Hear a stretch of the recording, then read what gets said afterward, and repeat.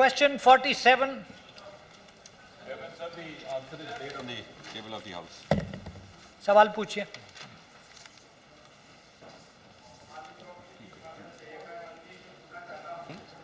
कि मंत्रालय और सरकारी पीएसओ का गुप्त सूचनाएं देने को अलग अलग मापदंड हैं, जबकि नेताजी सुभाष चंद्र बोस की सभी गुप्त फाइलें सार्वजनिक कर दी गई हैं। मैं माननीय मंत्री से ये जानना चाहूँगा कि सीक्रेट, कॉन्फिडेंशियल और सीक्रेट दस्तावेजों को वर्गीकृत करने के लिए क्या नियम है?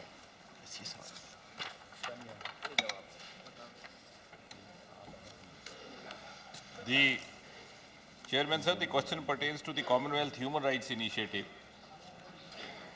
और उसके संदर्भ में जो प्रश्न किया गया है कि चीफ सेंट्रल इंफॉर्मेशन कमीशन को जिस प्रकार की रिपोर्ट जाती है, वो शायद आदरणीय सदस्य ने जिस रिपोर्ट को कोट किया है उसके अनुसार उस समय रेखा के अधीन नहीं गई। इसमें मैं ये स्पष्ट करना चाहूँगा कि सेंट्रल इंफॉर्मेशन कमीशन का एक प्रक्रिया है। पहले वो एनुअल बेसिस पर रिपोर्ट्स जाती थी पब्लिक अथॉरिटीज़ की ओर से, अब उसे क्वार्टरली लिया गया है। परंतु ये सारी इंफॉर्मेशन सेंट्रल इंफॉर्मेशन कमीशन के पास रहे और सेंट्रल इंफॉर्मेशन कमीशन का मूल विचार ये है कि गवर्नमेंट टू इंश्योर ट्रांसपेरेंसी। और मेरे ख्याल से सबसे बड़ा the greatest evidence of government's commitment to the ensuring of transparency lies in the fact that for the first time in the history of RTI in the last 10 years, this government has filled all the 10 posts of the information commissioners, which never happened earlier. और इस कारण शायद pendency भी रहती थी.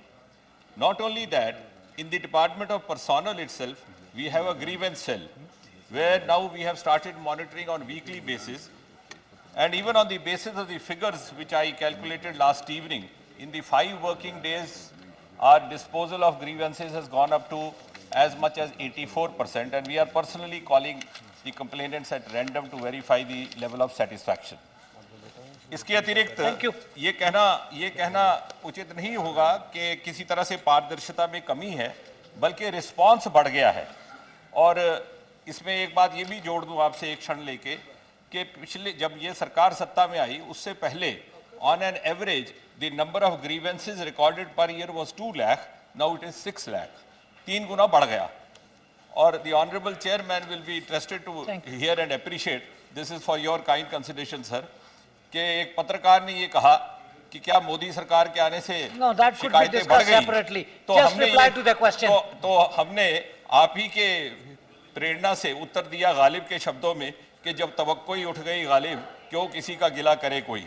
तो कहने का अर्थ ये कि गिला वहां होता है जहां तवक्को होती है। Our response have increased and therefore number of grievances has increased and the pendency has reduced. Second question.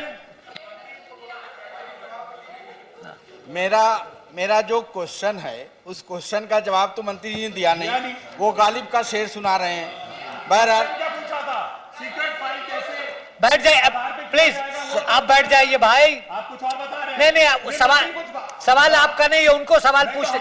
हम लोग किस लिए बैठे हैं? नहीं, आप उनको सवाल करने दीजिए प्लीज। जवाब सही जवाब आएगा तभी तो। प्लीज सही जवाब नहीं आएगा आप उनको दूसरा प्रश्न पूछने दीजिए। दूसरा, माननीय सभापति जी, माननीय मंत्री से मेरा ये दूसरा सवाल है कि पिछले कुछ वर्षों में आरटीआई के कार्यकर्ताओं की हत्या कर दी गई है।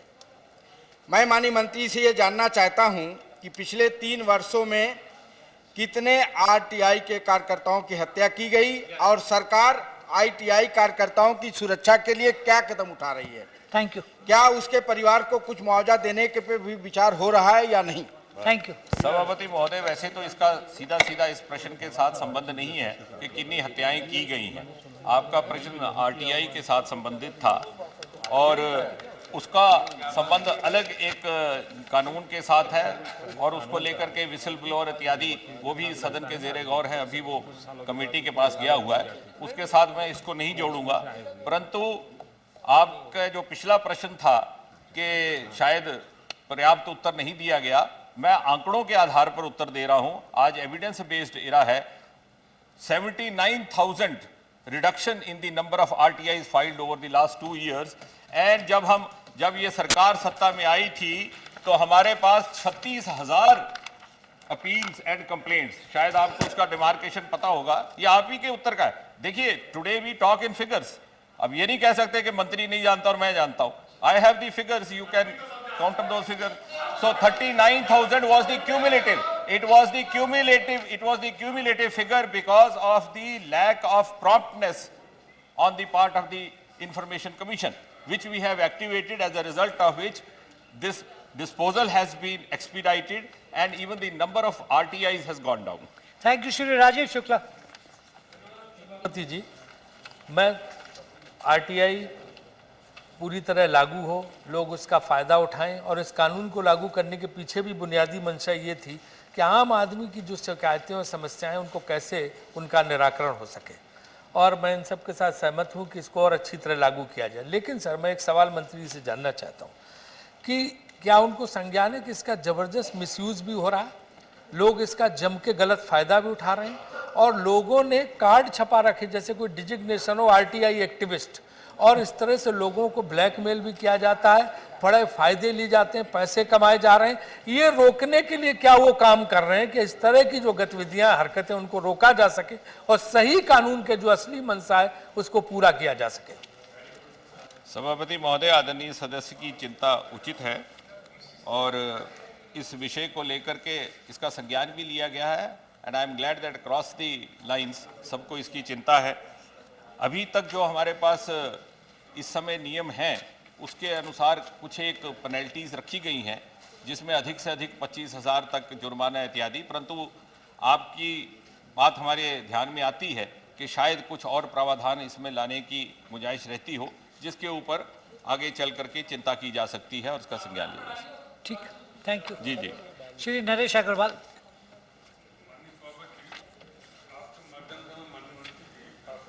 कहूँगा कि सत्य ये कानून अमेरिका के दबाव में हिंदुस्तान में लागू हुआ। मैं पहले जानना चाहूँगा कि हमारे पड़ोस के देश पाकिस्तान, बांग्लादेश, नेपाल और श्रीलंका, क्या वहाँ ये कानून लागू है कि नहीं है? नंबर 2, देखिए, इट्स नॉट फेयर टू, अगर उस देश में लागू है कि हम हमारे पूछना चाहते हैं, मेरा कहना है कि जानबूझ जो मैंने शुरू में कहा कि अमेरिका के दबाव में इस देश में कानून, don't say that, don't say that, that's not fair. आप कौन होते हैं बोलने वाले? आप कौन होते हैं? आप मंत्री नहीं हैं। नरेश जी, हम नाम नहीं, ये कौन है मिनिस्टर? नरेश जी, ये कोई मिनिस्टर है? 1 minute, let me handle this, please. Naresh ji, the law was made by this parliament and let's leave it at that. मैं तो पूछ रहा हूँ, मेरा ये मानना है, हो सकता मैं गलत हूँ, लेकिन मैंने पूछा कि हिंदुस्तान के पड़ोस के इन देशों में ये लागू है कि नहीं। दूसरा मेरा पूछना है, जैसा राजीव शुक्ला जी ने कहा कि आरटीआई और पीआईएल दो इस देश के लिए बहुत बड़ी समस्या हो गई है, और तमाम विभाग छूटे हैं, लेकिन जो नई भी छूटे हैं उसमें कुछ विभागों ने भारत सरकार को लिख के भेजा है कि हमको भी आरटीआई से मुक्त किया जाए, क्योंकि तमाम देश के सीक्रेट आरटीआई के माध्यम से लीक होने हैं। ये सही है तो कौन कौन विभाग ने लिखा? सभापति महोदय, आदरणीय सदस्य के ध्यान में होगा कि जब ये प्रावधान लाया गया था तो सर्वसम्मति से सदन से की ओर से लाया गया था, जैसे आपने कहा, और शायद इसके पीछे एक there must have been a noble intention of the right to information के प्रत्येक नागरिक को जानकारी का अधिकार रहे, और उसका किस प्रकार से सही उपयोग हो इसके ऊपर प्रक्रिया बनाई जा सकती है और समय समय पर रिव्यू भी की जा सकती है। उसके अतिरिक्त कुछ एक ऐसे क्षेत्र हैं जिसमें प्रावधान रखा गया है कि उसकी जानकारी उपलब्ध नहीं करवाई जाएगी। सेक्शन 8 है जिसके अंतर्गत सॉवरेनिटी इंटेग्रिटी, सेक्शन 24 है जिसमें सिक्योरिटी इश्यूज आते हैं, और इस प्रकार अपनी ओर से सरकार ने कुछ एक इसमें मापदंड रखे हैं, कौन सी जानकारी दी जानी चाहिए, कौन सी नहीं दी जानी चाहिए, परंतु जहां पर इसका मिसयूज का संबंध है उसके ऊपर इस पर विचार करने की गुंजाइश हो सकती है। श्री प्रफुल्ल पटेल, नहीं प्लीज, देखिए, that's a separate matter. Actually, I am assigned only to talk of Government of India, Correct. not for Sri Lanka government. Correct. Please, Sir, Praful ji. Chairman sir, बाकी हमारे साथियों ने भी कुछ भावना व्यक्त की है। हम भी सरकार में थे और इसी सदन ने और दोनों सदनों ने इस आरटीआई को पास किया। पारदर्शिता के लिए हम सब सहमत हैं और होना भी चाहिए एक बदलते हुए युग में, और आज के वातावरण में पारदर्शिता महत्वपूर्ण है। लेकिन साथ साथ में जैसे सभी साथियों ने कहा, इसका दुरुपयोग हो रहा है। सर, मुझे मालूम है कि सरकारी अधिकारी जब निर्णय लेने की प्रक्रिया में बैठते हैं तो उनके दिमाग में निर्णय क्या लेना वो तो बाद की बात है, आरटीआई में क्या उसमें से निकलेगा ये सरकारी अधिकारी के दिमाग में ये महत्वपूर्ण ये बात वो पहले गूंजती है, बाद में वो निर्णय लेने की कोशिश करता है।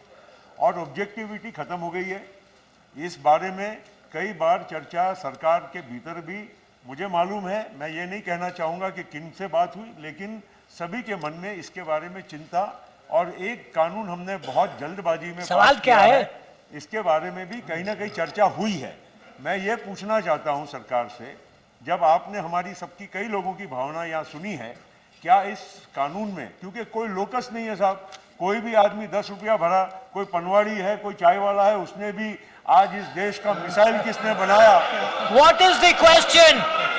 इस देश का missile No.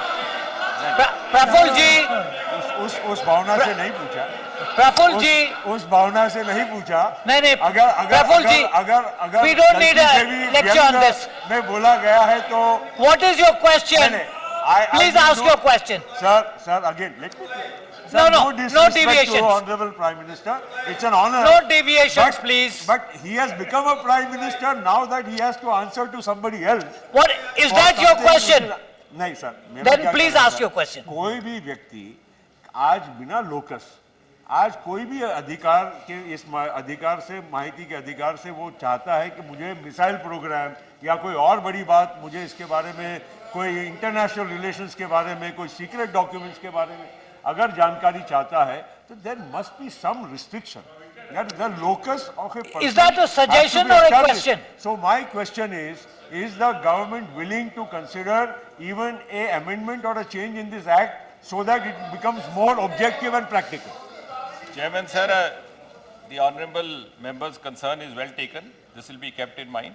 And to the earlier observation made by him that this might cut down the initiative of the officers, the government is equally concerned. And I think this is evident from the fact that the Prevention of Corruption Amendment 1988 Act, which is been brought in by the government, includes section 17 to replace section 6A of the DSP, wherein the permission to proceed against an officer was sought only in case of a joint secretary or above. Now this will be mandatory for all the officers. So we are equally concerned that there should not be anything done which cuts down or intimidates or causes unnecessary harassment for any officer or reduces initiative. Question 48. Question 48. Thank you. Sir, through you, I would like to draw the attention that Jagatsinghpur district of Orissa has a large concentration of scheduled caste population. And sir, it has seen rapid industrialization also. Sir, over the year, there is a major port there is a major oil refinery there are a number of industries there. The district administration has sent a proposal to set up a Kendra Vidyalaya there, which has been long pending. I would like to know from the Honorable Minister, since there are a number of central government offices there, what she is doing about the proposal and what action she has taken on it. Thank you. That on the 3rd of February 2016, the district administration